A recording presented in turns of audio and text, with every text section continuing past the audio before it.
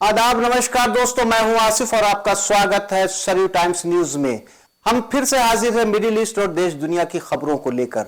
आपको मैं बता दूं कि जो हालात चल रहे हैं, जो इस वक्त माहौल है, कौन किसका कब दोस्त बन जाए, कौन कब किससे दोस्ती तोड़ ले, ये कहा नहीं जा सकता है। हमने इसी चैनल पर आपको भी बताया था पिछले वीडियो में कि यूएई ने अमेरिका को साथ देने के लिए कहा है कि अगर वो ईरान पर हमला करता है अमेरिका, तो यूएई उसका साथ देगा। लेकिन अभी जो ताजा अपडेट आई है उसमें साफ यूएई ने ऑफिशियल लेटर जारी करके, सरकारी लेटर जारी करके ये कह दिया है कि यूएई यानी कि संयुक्त अरब अमीरात अमेरिका के साथ नहीं है। उसने ऑफिशियल ऐलान कर दिया है कि हम अमेरिका को ना तो अपना आसमान देंगे, ना अपनी जमीन देंगे, और जहां तक उनका समुद्री इलाका आता है वहां से भी अमेरिका को ईरान पर हमला करने की इजाजत नहीं है। यूएई के इस ऐलान से अमेरिका और डोनाल्ड ट्रंप को बहुत ही बड़ा धक्का लगा है, क्योंकि उनको उम्मीद थी कि यूएई उनके साथ होगा। अभी कल तक की जो रिपोर्ट आ रही थी कि यूएई उनके साथ है, आपको जानकारी होगी, लेकिन मैं फिर से याद करा दूं कि सऊदी अरब, ओमान, कतर ने पहले ही मना कर दिया है अमेरिका को कि हम अपनी जमीन ईरान पर हमला करने के लिए अमेरिका को नहीं देंगे।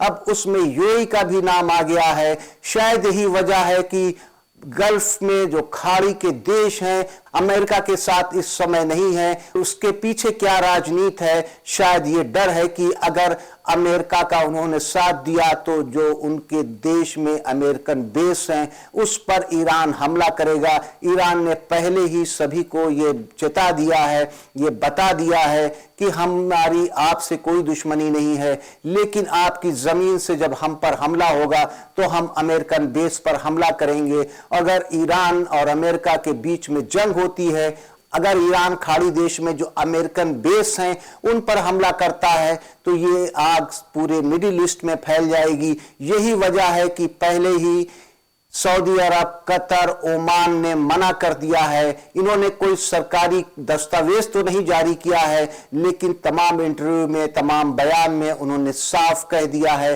कि हमने अमेरिका को ये पैगाम पहुंचा दिया है कि हमारे यहाँ का ना जमीन इस्तेमाल कर सकते हैं, ना आसमान इस्तेमाल कर सकते हैं, ना समुद्र इस्तेमाल कर सकते हैं। लेकिन जो यूएई ने अभी ताज़ा बयान दिया है और उसने तो ऑफिशियल लेटर जारी किया है, जो सरकारी लेटर होता है, उसमें बताया है कि हम अमेरिका को ईरान पर हमला करने की इजाज़त बिल्कुल नहीं देते हैं। इस तरह के जो घटनाक्रम तेजी से बदलते हैं, कब किससे दोस्ती हो जाए, कब किससे दुश्मनी हो जाए, कौन कब किसका साथ छोड़ दे, मिडिल ईस्ट के हालात इसी तरह बने हुए हैं। अमेरिका और ईरान के बीच में जंग का माहौल बना हुआ है। ऐसा कहा जाता है कभी भी जंग शुरू हो सकती है, लेकिन इन सब घटनाक्रम पर अगर निगाह डालें, शायद कहीं न कहीं ईरान पर हमला करने से अमेरिका अब बचना चाहता है, बैकफुट पे आना चाहता है। लेकिन एक और बात आपको बता दूं कि ये जो छोटे छोटे देश हैं जिन पर अमेरिका का दबाव पड़े, हो सकता है कि वो पलट भी सकते हैं या अमेरिका जबरदस्ती उनके साथ भी कर सकता है, क्योंकि वो इतने ताकतवर नहीं है कि अमेरिका का विरोध कर सकें। ये आने वाला वक्त बताएगा। जो बयानबाजी है, क्या ये हकीकत में उतरेगी? क्या ये सारे देश अमेरिका को अपने यहाँ से ईरान पर हमला करने से रोक सकेंगे? लेकिन अभी युद्ध नहीं शुरू हुआ है। युद्ध शुरू होने के बाद सही तस्वीर आपके सामने आएगी। लेकिन अभी तक का जो माहौल बना है, अभी तक के जो हालात बता रहे हैं, इन सभी देशों ने, खाड़ी देशों ने साफ मना कर दिया है कि हम अपनी जमीन से ईरान पर अमेरिका को हमला नहीं करने देंगे। एक देश अभी भी मौजूद है जहां से ईरान पर अमेरिका हमला कर सकता है, वो है जॉर्डन। जॉर्डन का अभी तक कोई ऐसा बयान नहीं आया है कि वो अमेरिका को रोकेगा। खैर, ये आने वाला वक्त बताएगा। वहीं पर इराक की बात कर लें तो इराक से भी अब अमेरिका के पांव उखड़ चुके हैं। अमेरिका के पास विकल्प कम बचे हैं। अमेरिका को उम्मीद थी कि ईरान पर हमला करने के लिए अरब देश उसका साथ देंगे, लेकिन एक एक करके सभी अरब देश उससे पीछा छुड़ा रहे हैं। इसके पीछे डर भी हो सकती है और इसके पीछे मिडिल ईस्ट की जो सियासत है उस पर भी असर पड़ सकता है।